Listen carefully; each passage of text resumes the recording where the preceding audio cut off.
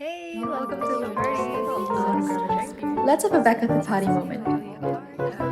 We are looking for a new way to see the world. Hi everyone, and welcome to the Back at the Party with Megan. This is my brand new podcast brought to you in partnership with my friends over at Zodapop. And if you are listening in, we also have video versions available over on Spotify or on YouTube. So join the party however you wish. And today we are on our fourth episode. We're going to be talking about a new way to look at health, fitness, wellness, and I'm so excited to share with you guys that today's episode is sponsored by my friends at Moom Health. You can see this little setup here dedicated to Moom, and we're going to get a little bit more into Moom later on in the podcast, so sit tight and let's head to the back of the party. Okay, so since we're going to be talking about health and wellness today, I wanted to take a more holistic approach. I didn't want to just talk about, more typical things like, fitness, exercise. So we're going to have three different parts to today's episode. We have fitness, supplements, health supplements, and then therapy. And I'm going to talk about how they all kind of came together to form the health and wellness rituals that I have in my day-to-day now, the routines that I engage in. The first one is fitness, which I think probably is the part that's going to be like the most relatable, right? Because everybody kind of like knows at the back of their head that fitness is like good for you, like engaging in activities, like being active, that's all good for your health. And I guess the thing about it being so entrenched in this like popular imagination of health is that it then comes with a lot of like expectations, right? A lot of expectations about what health should look like, what fitness should look like, what exercise should look like. And that was something that I really had to untether myself from, because I grew up like, I guess in a, I think I don't have it as bad as like kids nowadays do, but right around the time where I was like a teen was when Instagram really started to like blow up. As I started to grow older, there were all these different things like trends going on, right? Like being on Instagram and especially on Tumblr, things like Fitspo, like Victoria's Secret model, like all these different sorts of like medias, different mediums, different platforms that were all contributing to this idea of what fitness and health was supposed to look like. And at that point in time, I was like maybe 12 to about 17, around that age. And I think as a child, I was very, very active. Like when I was in primary school, I was on the netball team. Like I loved being active. I loved running around. And you know, when you're in school, like there's like PE and it's fun. It's like a fun time away from all the classes, right? So before the kind of like advent of social media in this way that I was describing, like fitness was just a thing that came very naturally to me as a child, right? Because it's about engaging in this like active sort of play. And because I was on the netball team and I loved being on the netball team, that was all very like routine, but in a good sort of way. And because my dad is also very into sports and like being active, so as a child I also like had the experience of like, I want to try a new sport, I want to play like table tennis. Then we would go out and get like a table tennis set, or like he would teach me how to swim. So there was never really like that pressure as a child to like look a certain way or act a certain way in the pursuit of health and wellness, right? I guess you don't really think about that as a child. But then when I moved into my teenage years, and then Instagram started blowing up, Tumblr started blowing up, and then K-pop was also beginning to be a thing. Like I think right around the age of me being like 12, like primary 6, was when K-pop really started to blow up. And then as I grew up into like my proper teenage years, like 14, 15 was when girl groups were like a big thing. And then obviously all these like K-pop stars, they are like made to look a very specific way. Like they're all skinny, they're all lean, they're like muscular, they're active, they can dance. And also like K-pop idols are like notorious for having all these really strict diets, right? Like, so and so eats like one sweet potato for lunch and one apple for breakfast, and for dinner like 2 sweet potatoes and 1 corn. Like what was once like, I guess, something fun, like exercising used to be fun, became something that was slowly loaded with like more and more pressures, because even the act of being like active or engaging in fitness became like a social media aesthetic. And I think this is true even now, or even more so now. Like there are influencers who have fitness influencers. Like Fitspo is a trend that has never really gone away, and people continue to like look to these like celebrities or like influencers for ways to achieve this like look or this active lifestyle. very, very recently during like circuit breaker, we had the whole like wave of like Chloe Ting workouts. Like everybody wants to look like that, and everybody wants to do it like from the comfort of their own home. Like there's just all these expectations around exercise. Like exercise is not really just about being healthy or staying active. Exercise is about looking a certain way at the end of it. And then there's also this whole thing of like people evaluating what exercise to engage in so that they look a certain way. Like for example, I don't want to spin because I think spinning gives you like really chonky legs. Or like I don't want to lift because I don't want to look like muscular. I want to look like skinny and lean. And I think we've just like reached a point where like it's just completely inextricable from each other. There is no way to talk about like health or fitness in like popular culture without also talking about what you get out of it aesthetically. I'm not saying that it's bad to sort of like have an aesthetic goal when you exercise, but I think like what I had to do, like my own personal journey, was that I really needed to take a big step back away from exercising at all in order to kind of like untangle this web of like exercise and aesthetics. It just got to a point where I didn't really know why I was exercising anymore. Like I was just exercising for the sake of it because I felt like I needed to look a certain way, and I didn't really know how to look at it a different way because everything else that I saw on media was encouraging this sort of like perspective, right? And I guess that's also why I wanted to talk about like health, fitness, and wellness today, because I said before that this podcast is about looking for a different way to see things, right? Like what is a way that we can approach all these health practices that is different to what social media tells us how we should approach it, or that is different to how popular media tells us we should approach it. And this is definitely not a problem that's like specific to this current time, right? I think like before there was social media, there was like Hollywood, there were tabloids, there were all these different things that also contributed to these sort of ideas. But I think that because of the way social media is sort of like engineered, right, to make you feel like, there are people behind these accounts. Like these are actual everyday people making TikToks, making Instagram posts, and this is like their actual everyday lifestyle. Like they actually exercise, they actually look like that as a result of the exercise. Like you don't think like, it's just this like person in Hollywood who has like all these like access to like specific diets and then like a personal trainer. Like no, what you're seeing on social media is like these everyday sorts of people.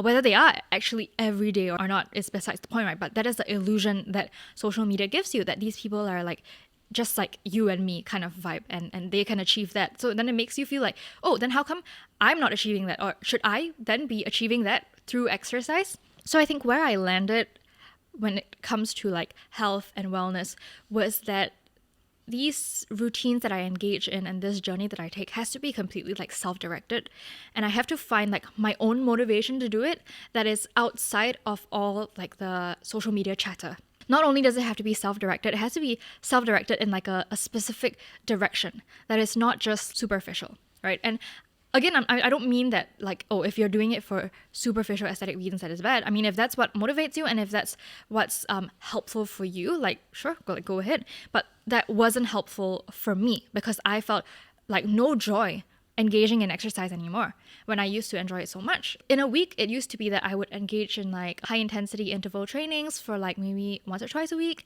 and then I'll go for a dance class once or twice a week. And this was all like really enjoyable. And then it got to a point where I was like, actually, I no longer enjoy this anymore because I'm going for these classes and I'm thinking, like why don't I look any better, or like why don't I feel any better? So then I took a step back from exercising for 2 years, about the time that I entered university, when I was going through like, I guess, a life change. I was also becoming more intentional with my time, with my headspace. And then I realized that whatever I invest my time in has to be this conscious, intentional act that I had thought through, and not just going through the motions for the sake of it. Because then obviously like it takes time. If you go for classes, it takes money as well. So I only really got back into it like, I want to say the last year of uni. So I was about like 21, 22 when I sort of got back into it again. And it was kind of like by chance, actually. At the point, it was just entered the media industry, and then I was going for all these events, and then fitness events like started becoming very, very popular. Like things like, like this brand invites you down for like a spin class, try out their new activewear, or like, this brand is like opening this new studio, like come on over and like try it out. So that's how I kind of like started getting back into it. Not really like getting back into like, okay, it's my routine, but just like, okay, I'm going to give it like a shot. I guess because I saw it's like, okay, it's sort of like one part of the job to like attend these events, right? To meet these people that you work with. So it's like, okay, I'll go for the event. So I went for like a spin event. It was a spin studios grand opening for like one of their outlets. And I tried it and I was like, oh, actually, this was really fun. It didn't feel like I was going down to exercise. It felt like I was just going down for an event with a friend. And then I was just seeing how I liked it. I didn't feel any pressure of like, oh, I need to perform in this spin class. I need to burn like this amount of calories. It was just like, okay, I'm just gonna sit on the bike and I'm gonna do what they tell me. And if I can't keep up, I can't keep up. And if I can keep up, then okay.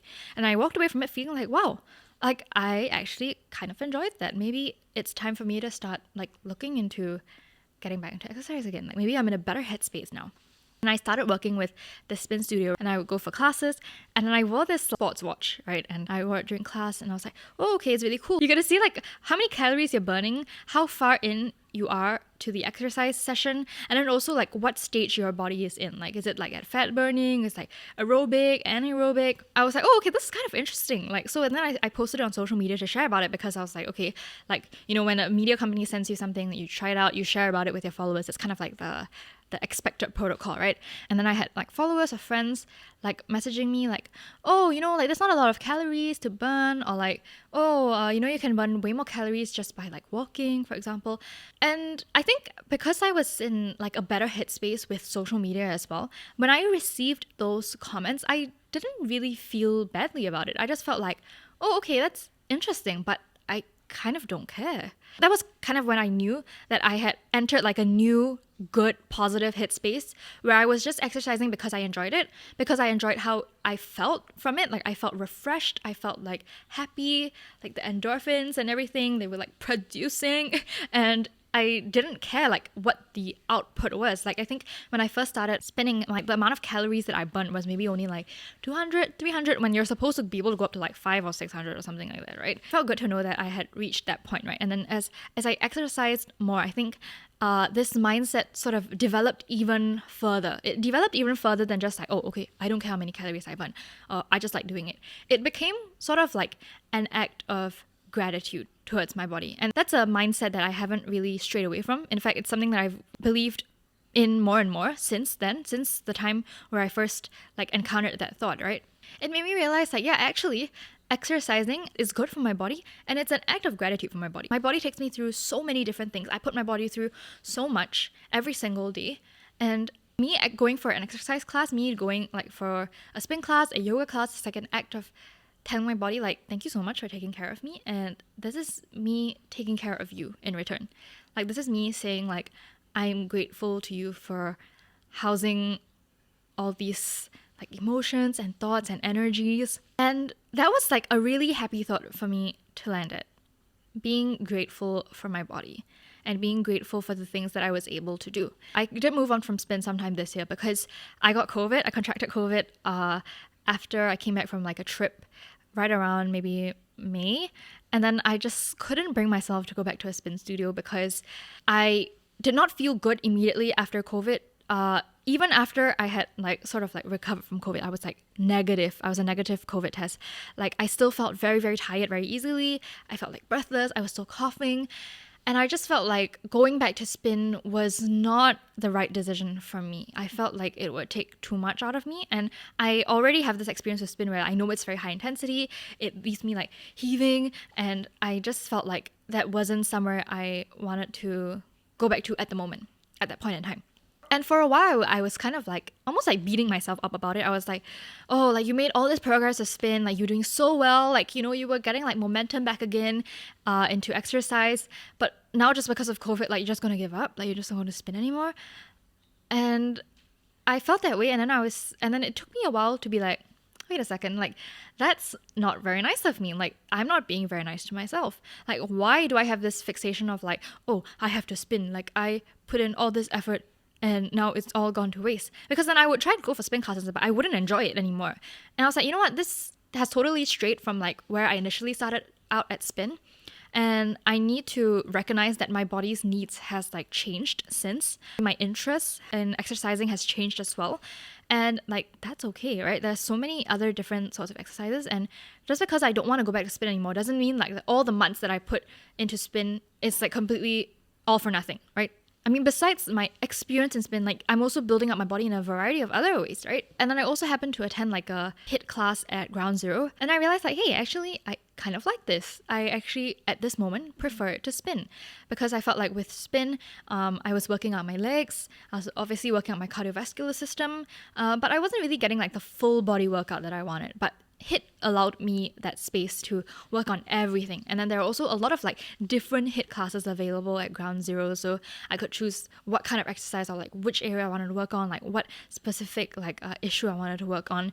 And so that gave me like a lot more freedom, which then led to like a more enjoyable exercise experience. So I did HIIT for a while, and then I just happened to be invited to an event at Yoga Movement. And let me tell you guys, I used to hate yoga. I used to hate yoga so much because I was forced to do like a year of yoga when I was back in SOTA, and it was really not optimal. I really don't think like we did yoga properly, but we would go into like a theater studio, there'd be no mats. The floor is like kind of hard. It takes a lot of flexibility, it takes a lot of strength. It's very difficult. So I was like, oh my God, I hate yoga and I'm never ever doing yoga ever again. So since I graduated from SOTA, I was like, anytime anybody invited me to like a yoga class or like a yoga event, it's just like flat out like, no, I don't want to do yoga. But because I work so closely with Cheek, I was like, okay, I'm gonna go to like support my friends. But I did a yoga class and then I realized that I actually really enjoyed the session. And I think number one, it was because there was very little pressure involved.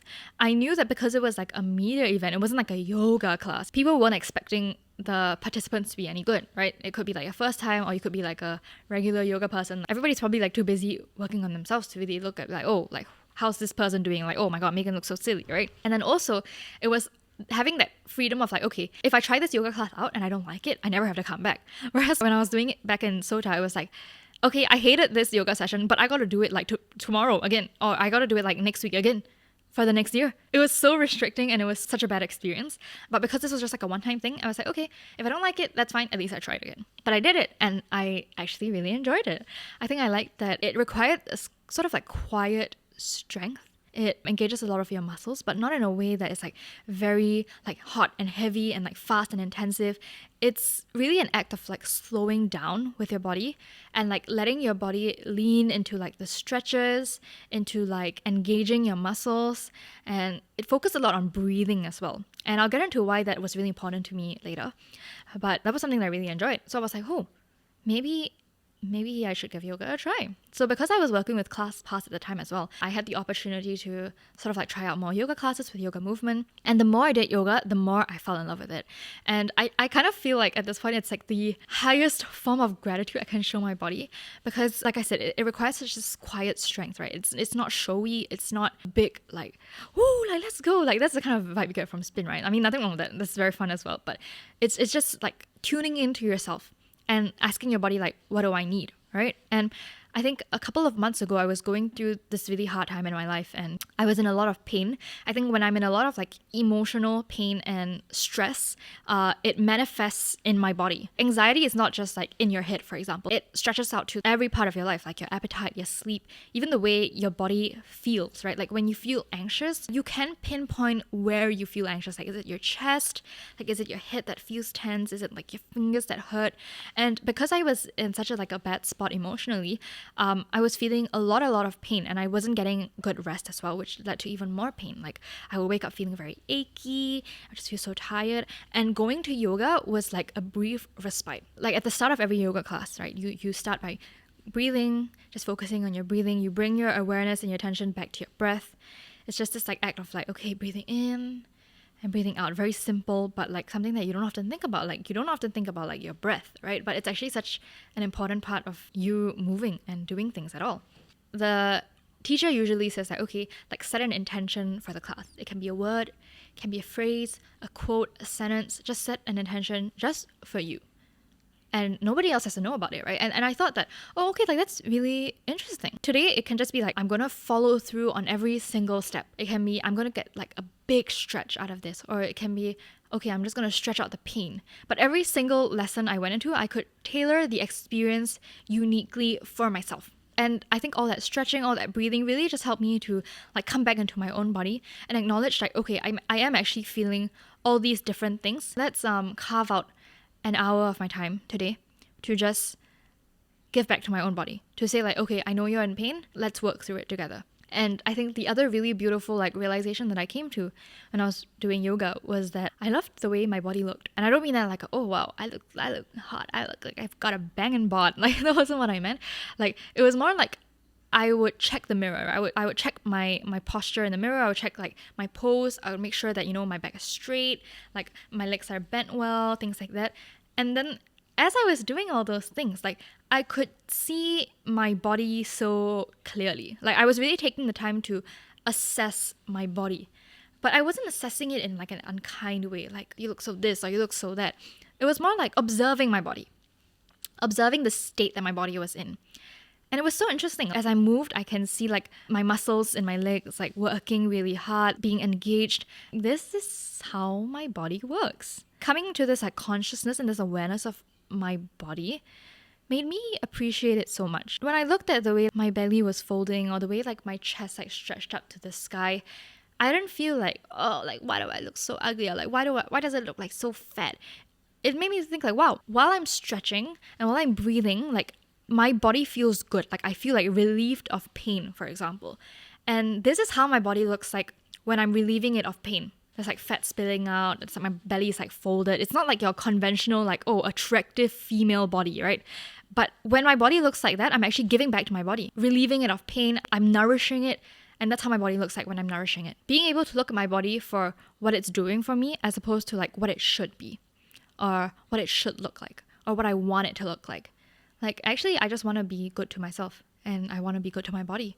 And if this is how it looks while I'm doing that, then that's exactly how it should look. And I think all of this was just me stepping into this like idea of like self-directed health, right? Engaging in fitness or like being a fitspo is like having abs, having like a flat stomach, really muscular arms. Being active, being healthy is not any of that. It's about making your body feel good. Whatever it is that your body needs, giving your body what it needs and thanking your body, showing gratitude to your body. Thank you for relieving yourself of pain. If that's how you look while you do that, then thank you. I think it's like a very gentle way to look at your body and to look at fitness, right? When the media is so saturated with like your 15-step routine, the most intense HIIT workout you'll ever see on YouTube in 45 minutes. And there's like this like banging music and then these people like who like so motivational, like come on, like let's go, let's do it. Like, I mean that's all fine and good if it motivates you, but I think I needed like a more gentle approach. That's also one of the reasons why I don't like certain HIIT studios. Like there are certain HIIT studios who like scream and shout at you to like motivate you to work. It's like, oh, like come on, like go harder, harder, harder. That's how they motivate you, right? But I knew that that wasn't what I enjoyed. And I think I realized that I didn't enjoy that because I had to be self-directed in the actions that I took when it came to like my health. And me showing up to a class is already me doing something for my body. And I know my own body best, right? And I don't need somebody to be like screaming and shouting at me like, oh, go faster, go harder. Because like I already showed up for myself. Maybe this is all I can give to you. Maybe I don't have anything else to give to you, right? So like don't shout at me. Yoga is a really good place for that affirming support. Like the teachers are always saying like, if this is as far as you can go today, that's fine. Like don't overstretch yourself. They give you like 3 options, like it's option 1, option 2, option 3. Take whichever you're most comfortable with. And if ever you feel like you need a break, you can go into this resting pose. Even though they're teaching to like a class of like 10, 20 people, it's still a very tailored experience to yourself because you can make that experience for yourself, right? So I think that's where I landed at with fitness. Just an act of gratitude towards my own body, wherever it's at the moment. And I think since then, it's been just a really joyful experience for me. If this week I don't really feel like I'm up for yoga, then I just don't go. I don't beat myself up about it. But of course, it's also like a work in progress, right? Like, even though I'm sitting here like telling you all of these things, there are obviously like certain periods where I don't feel good about myself. I think I fell sick a month or so back. And then because I fell sick, I couldn't attend yoga for like maybe 2 weeks. And then on top of that, I was like kind of busy. So I couldn't attend for a while. And then when I went back and I did like a hot class, it's basically like a regular yoga class, except that the air conditioning is off and the room is heated to like this certain temperature that's hot, basically. And when I started yoga, like that was the kind of classes that I loved the most. It gave you a really, really good stretch and you sweat so much that you know that your body's working. So then after I recovered, I came back from my break from yoga. I went for the hot class and I couldn't keep up. And I was like, oh my God, this is horrible. Like all the work that I put into yoga from like the previous months has all just gone to waste because I can't even keep up with this regular hot class anymore. Like I feel so terrible after it. Like what has happened to me? And I was like really beating myself up. And then I went for another class. I was like, no, I gotta keep up this time. I'm gonna keep up. And I did it and I just felt so bad after that. And because I felt badly after that, I had to like take a step back. I was like, wait a second. Like what's not working? Why am I feeling this way? And I realized, you know what? I need to like chill out. Like I talk a big game about like, oh, showing gratitude to your body and like taking it slow, whatever. But then when it comes to myself, all of a sudden I'm like, oh, like why am I keeping up? Like what happened to all the hard work that I put into? Like it's not a linear journey. People think like, oh, you start exercising and then it's all up from there. Like every single time you do it, it's like you're building your strength up. But they don't talk about like it being like there are like highs and lows, ebbs and flows. Sometimes like you're in a really good space, you've got lots of time to invest into exercising. Okay, you can go for more classes, you build up your strength. But then sometimes you fall sick or like you're busy, you can't go for a couple of weeks and then you need some time to like slowly build back up again, right? And I realized that and I was like, okay, I need to be aware that this is what being active looks like. This is what engaging in exercise looks like. It's not just upwards and onwards, it's also going down sometimes and then coming back up. It's like a journey, right? And then it's not like you have to like hit all these certain levels. Like, okay, after I'm done with basics, I'm going to hot basics. And then after I go to hot basics, I'm going to like elevate. And then after elevate, it's not like check marks. It's not like achievement boxes to tick. It's definitely still a journey. I think I've definitely settled more and more into this like exercise philosophy in the last 2 years. But just because I've settled more into this sort of like thought patterns, it doesn't mean that I always feel that way, right? There are certain times where I lose sight of that. Which is why I also think actually it's really important to sort of have like an accountability buddy. Somebody who shares the same mindset as you, who also goes for classes, or like somebody that you can exercise with, for example, just so that you guys can keep each other on track. Not just in terms of like, oh, okay, like why haven't you been going for classes? But more like, hey, like, are you okay? Like you seem like, you know, you're not really in a good place. Like why are you beating yourself up? Things like that. So as with everything I do, I think even exercise takes a lot of like awareness, a lot of consciousness, a lot of thoughtfulness. And I think it's a good thing. I think it's always a good thing to step back away from what everybody tells you things should be, and then actually take some time to think about what you want it to be and what it looks like for you outside of all the noise. So that's where I'm at with exercise. And I think the same ethos goes into my routine with health supplements. And let me tell you guys, like self-directed activity in the area of supplements is so important to me because when I was a child, I have all these like horrible nightmare stories of my grandmother force feeding me supplements. It was seriously like one of the worst parts of my childhood, okay?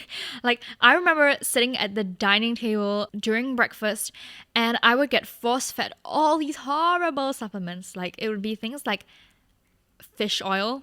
So we tried it in a variety of ways. Sometimes it would just be like, drink the spoon of fish oil. Like imagine just going to your kitchen right now and then pouring a big old tablespoon of olive oil and oh my god, I'm getting so agitated that the mic is moving.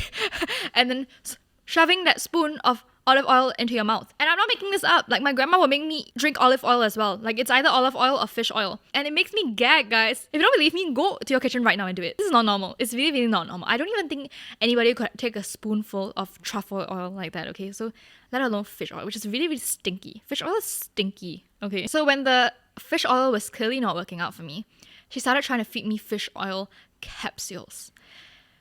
Guys, I'm telling you, that shit's not any better, okay? For a child who doesn't know how, and when I say child, I literally mean child, like kindergarten age, okay?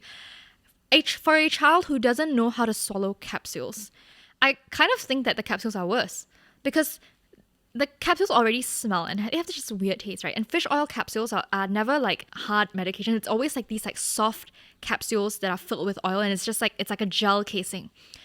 They melt so quickly. You put them in your mouth and they immediately start melting. You can immediately taste the fish oil. And then you have to try and force yourself to swallow the capsules. I know adults who can't even swallow capsules, okay? Let alone a 5-year-old child. And so because I couldn't swallow it, it would be like dissolving in my mouth. And so not only would I have fish oil in my mouth, I would have a mix of fish oil and water in my mouth. Oh my god. Talking about this is like, it's really giving me like traumatic flashbacks, okay? And it was not just fish oil, okay? It was also like she had this like yellow powder. You know what? I must search what it is right now because like that yellow powder really traumatized me. Oh my god, okay. It was definitely nutritional yeast. Oh my god, I cannot believe my grandma was feeding me nutritional yeast. Oh my god, this is traumatizing. So I'm on a page like WebMD, a source you can trust. So she would sprinkle like a spoonful of nutritional yeast over my breakfast, which was like Quaker oats at that point in time. And the taste of nutritional yeast is really bad. Like you can taste it. It tastes very, very like wholemeally and like grainy. And obviously as a child, like I was not into that, okay? WebMD says it's like a cheesy, nutty flavor. And it can be added to just about all your meals and snacks for extra protein, vitamins, minerals, and antioxidants. And it has like lots of like vitamins like vitamin B12, folic acid. Like, girl, no wonder she was feeding me that thing. But I had to eat it every single morning and I hated it so much. I think the fish oil is the worst, but I think the second worst was that she made me drink like that green algae powder. What is it called? Chlorophyll water with powder. And so let me tell you, okay, chlorophyll water was like really popular on TikTok like just this year. And I could not for the life of me understand why. You cannot pay me enough to drink chlorophyll water again. The taste of chlorophyll will forever haunt me. She would sometimes put the chlorophyll powder like in my oats as well. I don't even know that chlorophyll actually does anything for you. So I don't know why she did that to me. It did not stop after I grew up, okay? Like every time I see her, she's like giving me like a new supplement to eat. She'd be like, oh, like have this like chicken essence or like have this like vitamin C powder. And the thing is like none of these things tasted bad. With the exception of the childhood stuff, they did not taste bad. They actually tasted good. The vitamin C powder was actually really yummy. It was like this like orange soda-y flavor. But because I was so traumatized from whatever happened as a child, I just have this like natural aversion to supplements. So I avoided supplements for a very, very, very long time. And then sometime around 2021, I stumbled upon Moom's Instagram account. And I didn't even know that they were a supplement company at first. How I found out about them was that somebody had posted this water bottle that they got from Moom. And I was like, oh my god, that's such a cute water bottle. And so I went onto their Instagram page and I started like looking around and I was like, oh, these are supplements. I was like, okay. By this point, like I still have an aversion to supplements, but it's not as bad anymore and it looks kind of interesting. And okay, no. And supplements are really, really expensive. If you go to like one of those supplement stores, they're so expensive. So I wanted to kind of like see if I would be willing to try eating supplements on my own, but I also wasn't willing to drop like $100 at a supplement store, right? On like a bottle of vitamins that I don't know if I was actually gonna eat. So I was like, okay, they do these like monthly subscription things where you can like personalize the supplements you want to receive. So I'm kind of curious. Let me see if they want to work together. So I reached out to them, asked them, do you guys want to work together? They're like, okay, like let's try it out. So they offered me 50% discount. And then I calculate, I'm like, okay, I'm just going to try it out. If it doesn't work, like I didn't lose that much money. Like it's not super expensive anyway. So the entire Moom structure is really like fuss-free, very easy. It's very accessible, right? Because you can just try things out for like a month. If you don't like it, you cancel. It's like very like stress-free. You don't feel like you're committing yourself to like a bottle of like 100 pills, right? If you're watching on video, this is how it looks like. It's just basically this small little packet where you just like tear it open, you have the supplement. It doesn't feel scary, right? It's like, if I want to eat it today, I eat it today. If I don't want to eat it today, like it's just in the packet, whatever, right? So Moom was actually started by these two sisters who wanted to create natural remedies and supplements for the modern Asian woman. How it works is that you go onto the website, you take like this really quick and easy 5-minute quiz. From there, they'll recommend you like a couple of supplements that you might want to add into your Moom packet, like a Moom subscription, right? They don't just sell you like one vitamin and be like, oh, okay, this vitamin is like for this one issue. They actually try and like understand what kind of health issues you're supporting or like what kind of life stage you're at to try and recommend the best combination of supplements for you for like a more holistic approach to healthcare, right? Like through the quiz, like they're going to take into consideration things like your age, your diet, your daily lifestyle, like how active you are, how often you're sitting, how much sleep you get. And then you can also choose specific issues to support, and then you can choose life moments to support. So when I signed up for it, I wanted to kind of tackle things like my mood, my anxiety, my stress, my sleep, and also support my immune system because I was falling sick very often during that period of time. So I took the quiz and then they recommended me a couple of supplements. And the really good thing about this subscription plan as well is that each supplement is really, really affordable. So each supplement per month only costs about $5 to $18. Like the lowest price is $5 a month, and then the supplement that's the highest cost is $18 a month. If you split the cost into 30 days, you're essentially only paying like 15 to 60 cents per day per supplement, which is really, really affordable compared to like the big brand names that you get out there. Like I think if you go to something like Watson's or Guardian and you get a bottle of melatonin, it can go up to like $30. Bigger brand ones, like even more expensive than that. And because it's a subscription plan, every single month you get a box sent to you. So you don't have to worry like, oh my God, I'm running out of supplements. I need to restock before I forget. It's like all these like little touches that made it so accessible and so fuss-free and like so suitable for my very, very busy lifestyle. So that was kind of like how I got into taking supplements. Then in my packet, I got B complex, super curcumin, and magnesium. I also consulted my grandma, by the way. I was like, oh, okay, here are the 4 supplements that they recommended to me. Like, which one do you think I should get? She's like, oh, okay, I get these 3. So then this is the 3 that I settled on, and I haven't changed it since, just because it was working so well for me. They recommend eating it for 3 months before you see like any real changes. I started seeing changes like very, very early on. Within like the first 1.5 months, I could already like tell the effects, and my grandma herself could tell the effects. She's like, oh, you look a lot more like energetic, you look a lot brighter. But I think the biggest thing for me was that it really helped with my period regulation. Before I was taking my Moom supplements, I would get my period like once every 4 to 6 months, and it would be kind of like unpredictable. But then since I started on Moom, I am actually getting my period once a month. Like, so when I first started taking it, like within the first 1.5 months, I was getting my period every 3 months from then on. So I could track my period a lot more easily. And now it's been 2-ish years of me taking Moom, and my period comes like every single month, regardless of how stressed out I am or like what my appetite is like, what my diet is like, how active I am. The period has been regular, which is like a huge, huge thing for me because my period has never been regular up until this point, which then made me feel very encouraged because I had like taken this step to look into the supplements myself, and I could personalize my entire like supplement regime. I could like swap things out as and when I wanted, and then I was actually seeing the results very, very tangibly from that. That again made me realize every part of this health and wellness ritual has to be self-directed. It can't be like, oh, somebody tells me like, oh, take this, it's good for you, and then I just go and take it. Like, it just doesn't fly with me. It has to be something that I want to do, because when it's something I want to do, then I will commit to it all the way. And since then, I've become a lot more receptive to like any sort of like health aids, not just like my daily supplements, but also like other things like helping with like bloating or like helping with my sleep. Moom does like this thing called Sleep Well, which has like a really, really small dose of melatonin along with other natural ingredients that helps to encourage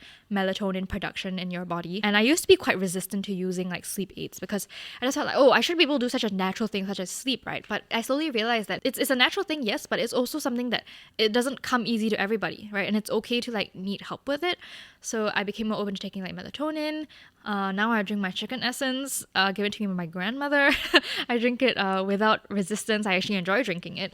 So yeah, I would say that like overall, because I could take responsibility and take charge of my own regime in this sort of sense, it became something that was also a lot more joyful. And I love getting to like share this part of my like health and wellness journey with like you guys over like Instagram, this podcast. It feels like something that I can really get behind and encourage people over, not as like some like gimmick. Like, can I just say I've had so many brands reach out to me for like these things like, drink this slimming milk tea, eat this like digestive enzyme that will help you manage your appetite. I have always and will continue to reject those engagements. I really don't believe that taking any of these supplements should be driven by like aesthetics or beauty standards. It really has to be this like conscious, thought through effort for yourself out of gratitude for your body, right? And like taking these supplements is also like an act of gratitude for my body. It's like asking my body like, how can I best support you? Is doing this a good way of supporting you, or is it not working for you? And so because I grew more into this like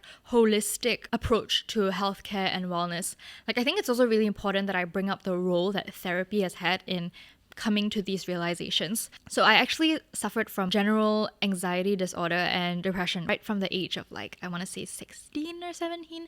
And I've been in therapy on and off since then. Therapy has benefited me in like this whole entire host of ways, which has then affected the way that I approach exercise and like supplements, right? So for example, like one of the very first things that I learned in therapy was like learning how to breathe. Because at the point where when I first entered therapy, I was having very, very frequent anxiety or like panic attacks. And what my therapist recommended was that I practice breathing every single day, not just when I feel anxious, like, okay, I engage in these like breathing techniques. Engaging in it every single day is like teaching my body, when you're anxious, remember that this is how you regulate your breathing. And so now when I approach yoga and there's this like focus on like breath, coming back into an awareness of your breathing, that makes so much sense to me, right? It's like another way that I can practice breathing in an everyday sort of way. And it also makes me realize that actually I'm not very good at breathing. If you're listening to this, take a moment to consider if you're actually good at breathing. Is breathing something that you think about at all? Because breathing actually affects us in a lot of different ways. It helps to regulate your heartbeat, your anxiety, stress. It affects your emotions. How often do you actually stop to like think about your breath, what your breath is doing for you, or how your breath can work for you? And then in therapy, I also sort of like learned the importance of like exercising. My different therapists have always encouraged me to engage in exercise because, like, scientifically speaking, exercise produces endorphins. It's good to like get your body moving. It's beneficial to your mood. It takes up energy so that by the time you get into bed, you're like tired, you're more ready to sleep. And for a long time, like I resisted that. Again, because I didn't want to do something just because like my therapist told me I should do it. But then when I actually stepped back into it and then I started exercising, I realized like, oh my gosh, yeah, like actually exercising does bring me joy. Actually exercise like does affect my mood. Like I can tell that there is a difference. Like after I attend a yoga class, I feel more refreshed.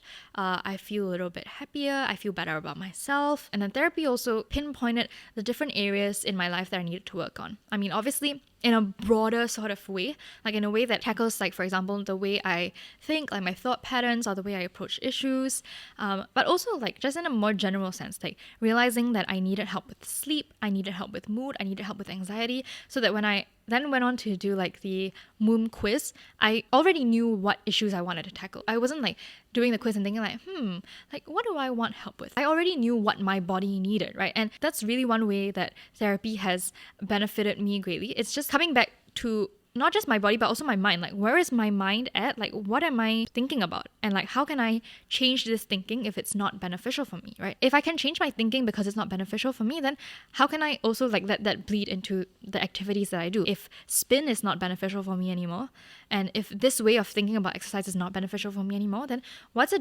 different way I can look at that, right? I think in like previous episodes, a lot of times when I say like, okay, what's a different way to look at these things? Or like, what's a new way to see the world? That's kind of like been in the context of academia, right? Like this like curiosity for new things. But I think in this case, my urge to look for a different way to see things, it came from me realizing that the kind of thoughts and the kind of actions that I was engaging with wasn't actually beneficial to myself, or it wasn't actually giving me joy or happiness. And then it was just like, okay, then why am I doing it? Actually, I can change. And obviously it's not just like, oh, okay, I woke up this morning and I was like, I'm just going to change my mindset. I'm just going to be happier today. I'm just going to be different. Like, obviously it's not like that, right? It's like many, many years in therapy of like undoing many, many different core beliefs. Engaging in the act of undoing this core belief helped me undo a lot of other different behaviors and thoughts that I had in other smaller areas of my life. And I didn't realize until these parts were actually moving that they actually make such a big difference in my life. Consciously engaging in this act of being grateful to myself, of being conscious of my body, of what it needs, is so gratifying.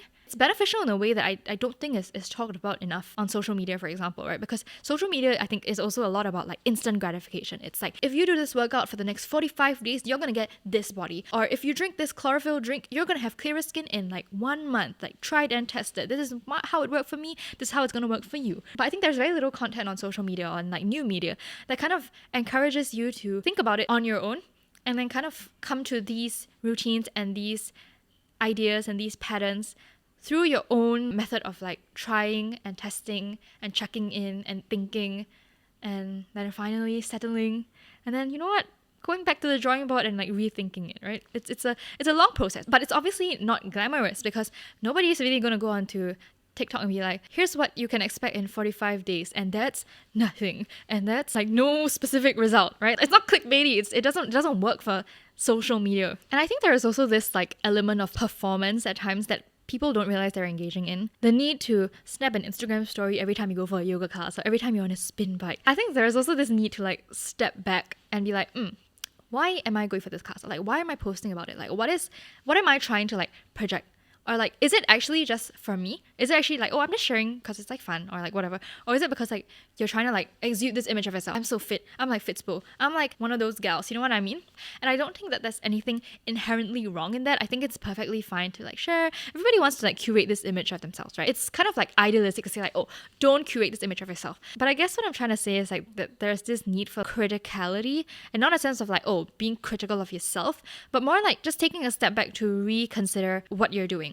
Like, let's say tomorrow Instagram was not a thing, you had like 0 followers. Would you still be engaging in these activities the way you've been? Like, would you still be like putting all this pressure on yourself to achieve this certain lifestyle, achieve this certain look, right? And if the answer is no, then maybe you should stop and think about what you can do for yourself to make this like a more organic experience, or an experience that you yourself are like responsible for or like happy about. Because I think like something like health, wellness, exercise, these are all things that people really at this point take for granted. Like the perception of health, wellness, and fitness is something that everybody like takes for granted now. Like it's like, oh, everybody knows that doing all these things are like good for your health. Or everybody knows that, oh, this is the kind of way that people should look up. This is the kind of exercise to do like if you want to look this certain way, right?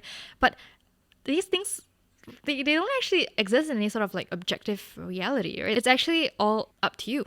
So yeah, I hope this episode kind of reminds you that at any point you can stop and take stock of like where you're at, and if something's not working for you, you can change it, and if something's working for you, then like good job, you know.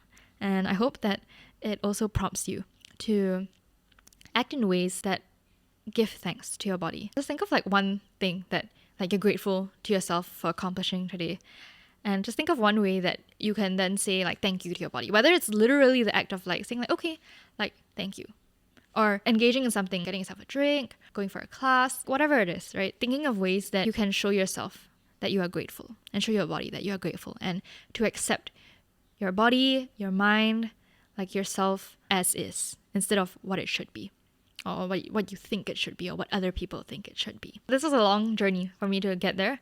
So I would be curious to know like where you are on this journey, or like what you think of this mindset. So if you have any thoughts, you can always DM me or drop me a comment on the podcast Instagram. That's Back of the Party, BACKOFTHEPARTY. If there's anything else you want to hear more about, you can also let me know. And if you enjoyed today's episode, make sure you drop us a follow, share it with your friends, share it on your social media. We're available anywhere you listen to podcasts: Spotify, Apple, YouTube. It really helps me when you get the word out, helps me produce more episodes for you guys. And I will see you at the next party 2 Mondays from now. We release new episodes every other Monday at 8 p.m. And till then, I hope your next exercise session is a party in celebration of your body. Bye!